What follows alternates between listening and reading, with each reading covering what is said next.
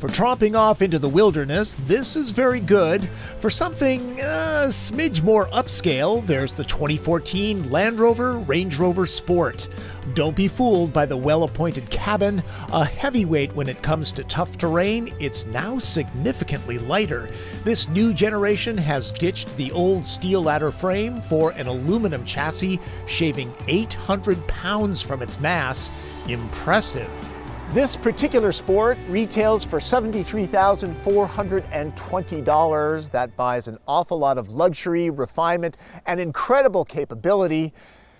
Maybe it's my practical Midwestern upbringing, but really, do owners truly off-road a vehicle this expensive?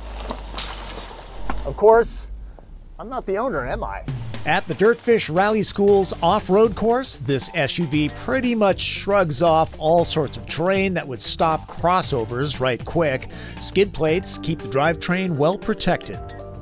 I could use a spotter. Land Rover claims the Sport can ford streams that are 33 inches deep. Maybe it's best I can't find one of those. $73,000. $73,000. And this isn't even the most expensive model. Supercharged V8 power is available. The 3-liter supercharged V6 I'm driving offers up 340 horsepower.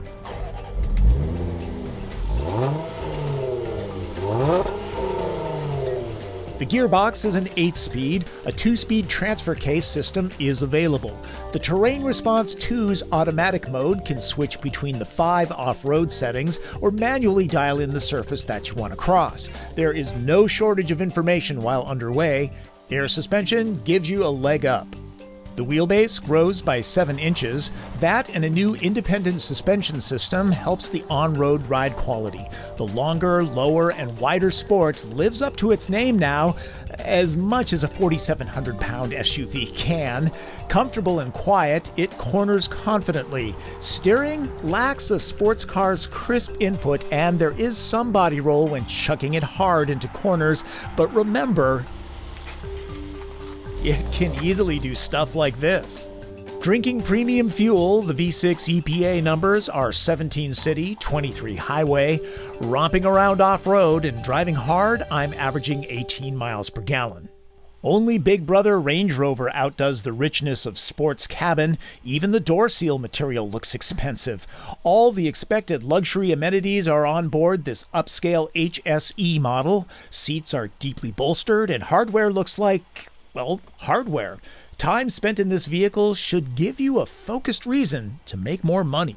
It's a bit of a climb up, but once in, seats are very comfortable. There's a good amount of legroom and a wealth of headroom. The floor is flat, so 3 people will be fine back here. Your glamping buddies will appreciate all the storage nooks scattered about and the seat toasters. Poor or wealthy, we can all relate to this stuff. It's a very egalitarian test. It's great to have a spare in the wilderness. Not all vehicles get one. It's possible to order a small third row in this space. I've got to believe it would be cramped since the cargo hold scores an average 10 packs in the TP trunk test. Here's a suggestion. Skip the full-on Range Rover and go with the Range Rover Sport. Then put the savings towards fixing any scrapes, or just display them proudly as a badge of ability. For you techies out there, the Sport can be had with traffic sign recognition and flank guard, which uses ultrasonic sensors for the sides. At this price, I think that would be a wise investment. For all you baseball fans out there, the backdrop that I used to photograph the Range Rover Sport is the home of the Mariners, Safeco Field. It's a great ballpark, complete with retractable roof. Hey, it's Seattle. It rains a lot here. Behind me is another institution, the world headquarters of Starbucks, which is an old Sears warehouse that was converted to offices. If I had invested heavily in that little coffee company 20 years ago, I might be driving one of these today. Oh well. That's my take on the 2014 Range Rover Sport. This is good work if you can get it, folks. Hey, remember, if you want to see these videos a couple weeks earlier than you do here, go to thenewyorktimes.com. I'm a contributor there now. That's Driven.